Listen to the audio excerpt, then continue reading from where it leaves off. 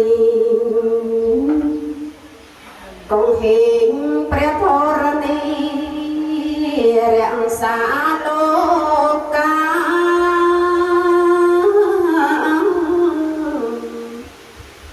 ស្ដេចយាងចុះម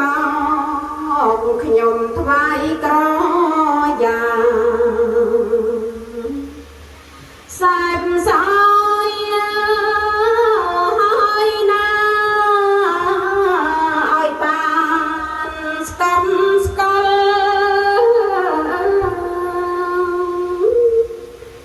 ខ្ញុំ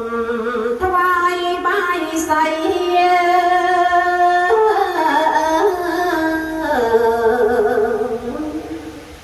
បលោកស្លាបារីស្លាខដំកល់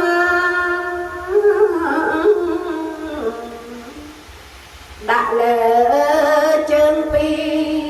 នបួងសួងសូមផលសូមមានមង្គលដល់ម្ចាស់ដើមបុណ្យ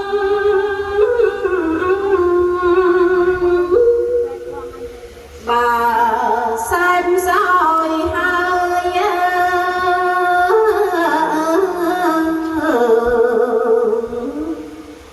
អង្គលោកអើយប្រាប់អាចារ្យជួយឲ្យចាស់ប្រាប់អាចារ្យជ័យ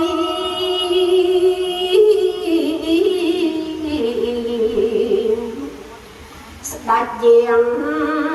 ទាំងអង្គសំអង្គបារមី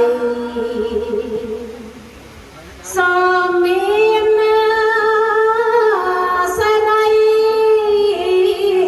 ដរាបរៀងហោ